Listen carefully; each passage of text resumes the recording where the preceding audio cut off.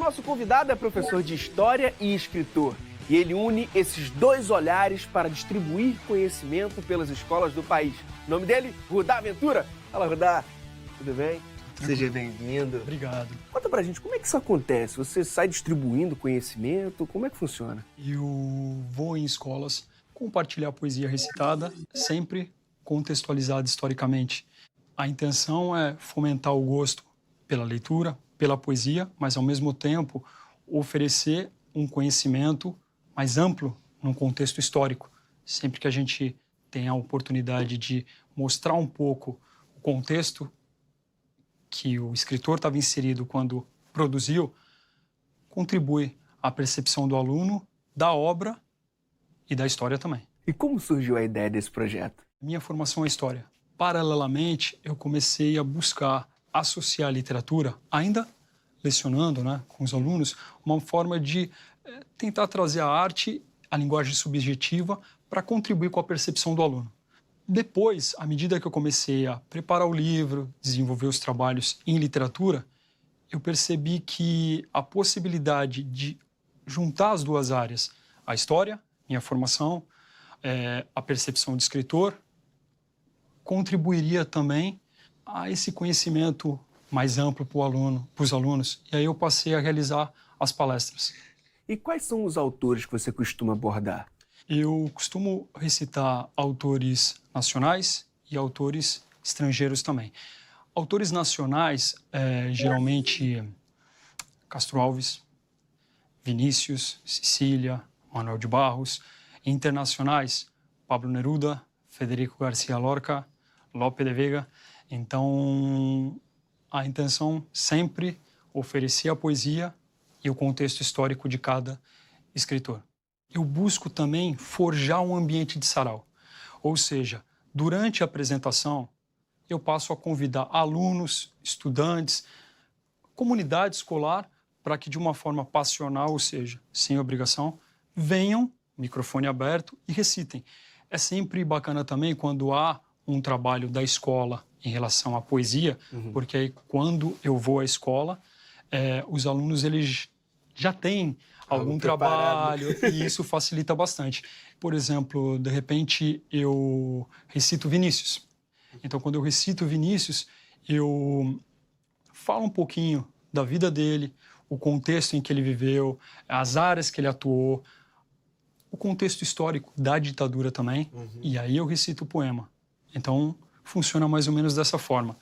Poema recitado, sempre precedido por uma explicação histórica, biográfica.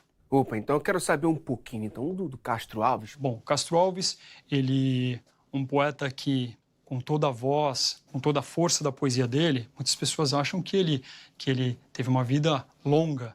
Na verdade, Castro Alves, ele morreu jovem, em torno de 24 anos. E, apesar do tempo curto de vida, foi o bastante para ele fazer a voz dele ressoar. A poesia dele era extremamente intensa, lírica, social, mas a vida dele ia em sintonia com o que ele escrevia, entende? Ele teve um relacionamento com a atriz, Eugênia Câmara, que influenciou bastante a vida dele e também o trabalho, a produção. O período de produção dele, vamos dizer, está inserido ao que a gente conhece como Segundo Reinado. As ideias desse período influenciaram diretamente a obra dele, a gente percebe. Ideias ligadas à abolição, liberais, ideias republicanas, eram ideais que passam a estar presentes no meio acadêmico, também no meio militar. E ele, frequentando o meio acadêmico, ele passa a compartilhar dessas ideias. Facilita quando você entende o período que ele está inserido, o porquê daqueles versos, entende? Foram momentos de transformações radicais. Sim, é um período que a gente vai perceber que está tendo mudanças relevantes na história brasileira, que vão acabar culminando com o fim do período imperial, começo do período republicano. Por isso, na impaciência desta sede de saber, como as aves do deserto, as almas buscam beber. Ó, bendito que semeia livros à mão cheia, e manda o povo pensar. O livro caindo na alma é germe que faz a palma, é chuva que faz o mar. Vem cá, eu quero saber da reação do público quando se depara com um texto como esse. Felizmente, a reação por parte dos alunos e por parte da comunidade escolar também, como eu havia dito, professores, Sim. funcionários, felizmente tem sido uma reação positiva, uma reação muito bacana, porque quando você tenta mostrar a poesia com uma linguagem subjetiva, ou seja, com uma expressão artística, além de ser parte de um conhecimento, de um conteúdo relevante, Sim. que está presente no Enem, mas quando você mostra que, além disso, é uma expressão artística, então o aluno passa a entender melhor e ele passa a desenvolver empatia. Ele começa a ler os versos ou apreciar os versos, não apenas porque aqueles versos são importantes para um estudo, Sim. mas também porque são belos, porque inspiram, porque instigam, quem sabe até eles virem a escrever. Um outro ponto também relevante, que sempre que possível eu procuro inserir nas apresentações em escolas, é um momento, ao fim, espécie de um bate-papo. Eles passam a ter oportunidade de fazer perguntas. Poesia, função poética, o porquê escrever, qual o significado de escrever, o porquê uma pessoa escreve poesia. Então, tudo isso contribui ao aluno ter uma visão mais clara, mais ampla. E também, para mim, é prazeroso. Eu acho que o conhecimento ele só tem sentido quando ele é compartilhado. E nesses saraus, tem alguma situação inusitada que você lembra? Há alguns anos atrás, 2 anos, eu acabei recebendo um convite para fazer uma apresentação recitada na Fundação Casa, para os rapazes mais velhos, né? E é uma situação em que eles estão internos, ou seja, você está lidando com uma questão de apresentar o conhecimento para alguém que não tem a liberdade, entende? Independente da realidade de cada um, eu fui como uma escola para apresentar para estudantes, não estava lá para julgar. E foi uma apresentação muito gratificante em função da participação dos alunos. E me chamou a atenção porque você percebe que quando você oferece educação, você oferece voz e você pensa uma realidade diferente através do conhecimento, você percebe que as coisas podem mudar. Lógico, tudo é semente. O conhecimento é como um trabalho de jardineiro. Você semeia, você não sabe se vai germinar.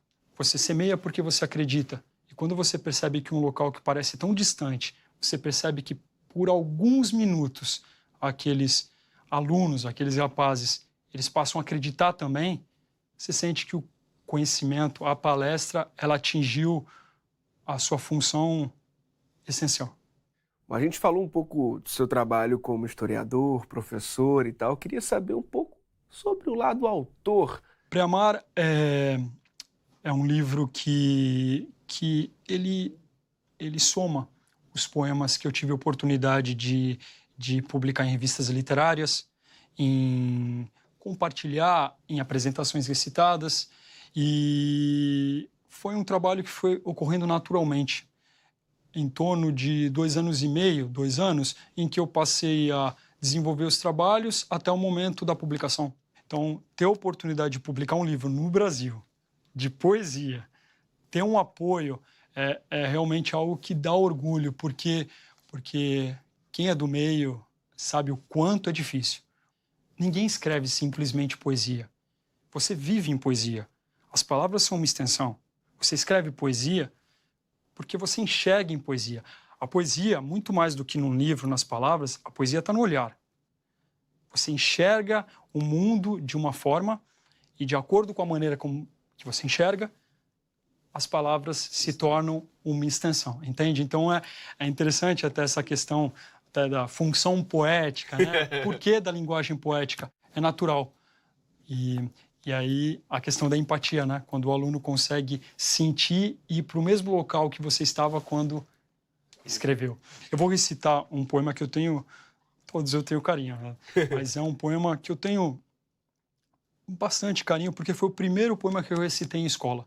Foi o primeiro que eu recitei e me fez perceber que o recitado contribuiria a uma apresentação mais acessível. Então, de certa forma, esse poema contribuiu para as palestras. É um marco. Sim, ele contribuiu. O poema se chama Perigeu. Perigeu. Perigeu, ele faz alusão à Lua, no momento que a Lua está mais próxima da Terra, chamada perigeu. Quando está mais distante, o apogeu.